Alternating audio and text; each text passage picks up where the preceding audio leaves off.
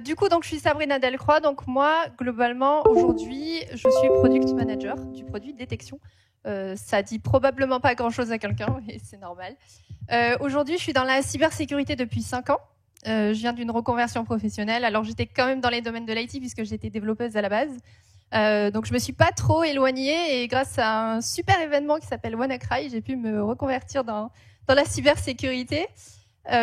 Aujourd'hui, je me suis retrouvée confrontée à certains problèmes dont je vais vous parler aujourd'hui, et qui j'ai vu, merci. Certains problèmes auxquels je suis confrontée aujourd'hui et qui ont amené à une transformation que nous opérons au niveau de l'entreprise Sopra Steria pour régler durablement.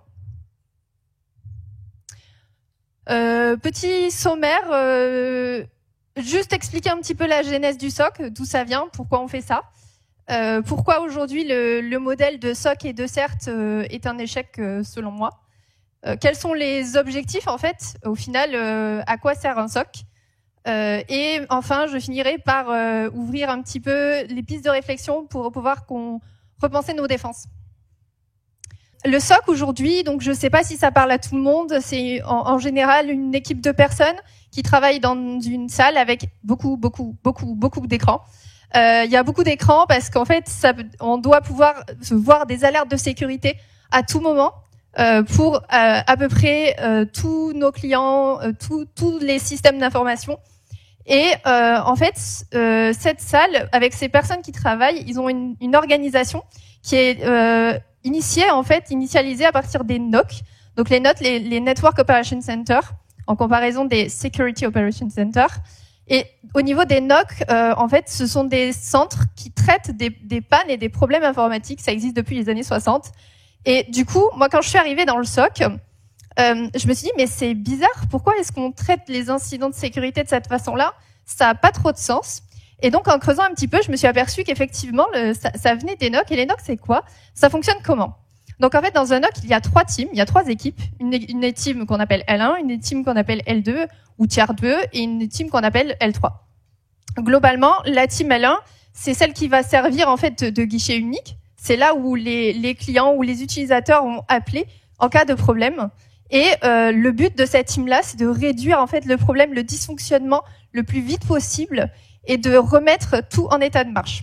S'ils n'y arrivent pas, ils passent la main à une équipe L2 qui, eux, ont des compétences un peu plus avancées et qui vont en fait essayer de trouver la root cause, essayer de régler le problème dans un temps imparti.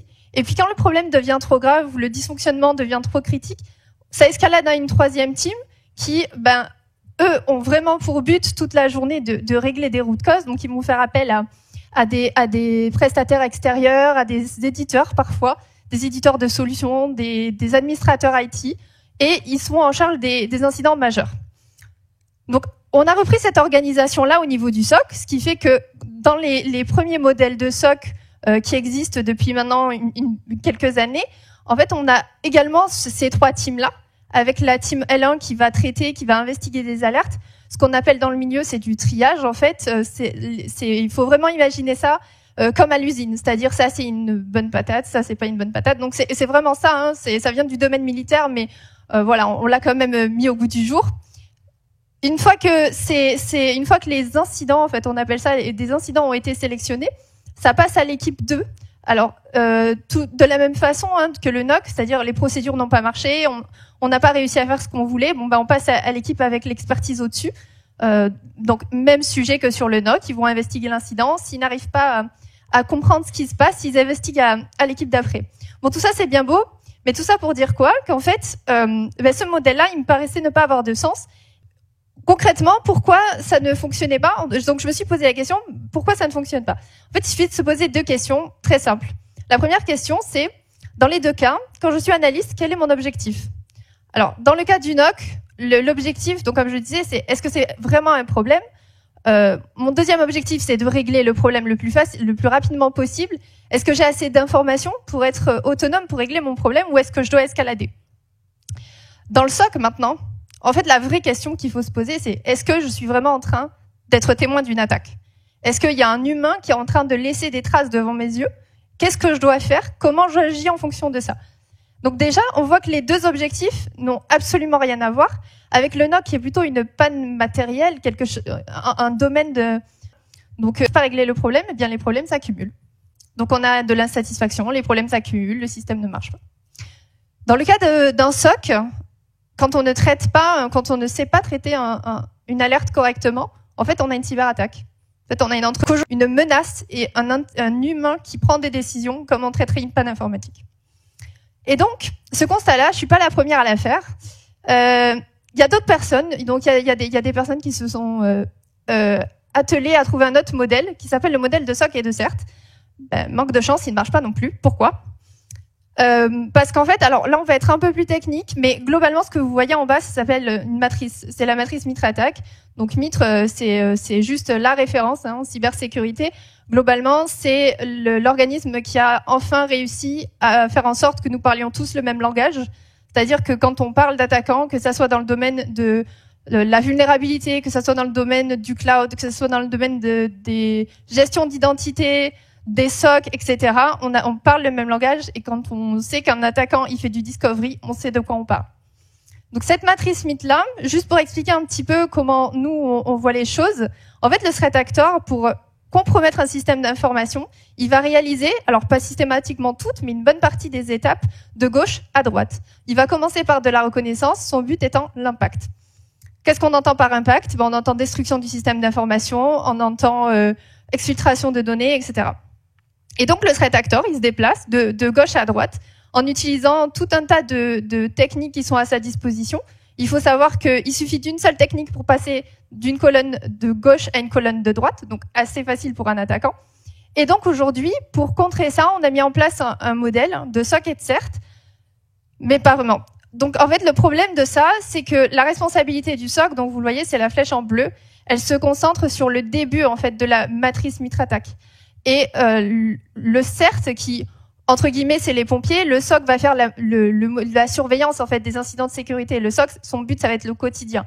Le CERT, il faut le voir ça comme un peu des pompiers qui vont intervenir en cas de crise quand vraiment on détecte des impacts. Eux, ils vont plutôt agir sur la fin de la matrice de la matrice Mitre-Attaque. Et la question se pose aujourd'hui comment est-ce qu'on traite un attaquant qui est entre les deux ? Comment est-ce qu'on fait, étant donné que l'objectif en fait du SOC, c'est de détecter l'attaquant de plus en plus rapidement, mais ça veut dire qu'il suffit que l'attaquant ne se fasse pas voir en phase de reconnaissance pour qu'il ne se fasse plus détecter du tout jusqu'à l'impact, puisque le CERT va enfin rentrer en œuvre. Concrètement, l'attaquant aujourd'hui, il gagne en partie parce qu'il est en mode divide and conquer. Il nous divise pour mieux régner, et donc aujourd'hui, les équipes n'allant pas dans le même sens, il est très facile pour lui de diviser et de perdre un petit peu les organisations dans leur manière de faire. On connaît par exemple, pour ne citer qu'un exemple concret, Happy One, où vraiment son passe-temps favori, c'est d'utiliser des comptes administrateurs allemands pour se connecter à des serveurs français. Mais oui, mais manque de chance, il y a deux SOC, un en France, un en Allemagne. Il y en a un qui regarde son scope, le deuxième regarde son scope, personne n'a vu l'attaque. Donc de ce constat-là, de ces deux échecs-là, des échecs de l'escalade entre teams qui prend du temps, qui ne correspond pas, et du modèle SOC et CERT qui est un échec, on en a tiré 3 règles. La première, c'est que au niveau de toutes les équipes en fait de cybersécurité, elles doivent être vraiment capables d'agir sur toute la kill chain d'un attaquant. De la reconnaissance jusqu'à l'impact, les équipes doivent être en mesure de pouvoir intervenir à n'importe quel moment. Le deuxième point, très important, c'est que surtout, toutes les teams doivent avoir un seul et même objectif, c'est de contrer l'attaquant. Pas de découpage à la tâche, pas de team L1 qui va dire non, moi, cet incident-là n'est pas dans mes procédures, je ne traite pas. Ça ne peut pas fonctionner comme ça. Il faut qu'on fonctionne en one team et que chaque équipe ait pour but de contrer un attaquant. Et enfin, troisième, le constat d'échec aujourd'hui, il est en majoritairement fait parce que les teams ne sont pas dépendantes entre elles.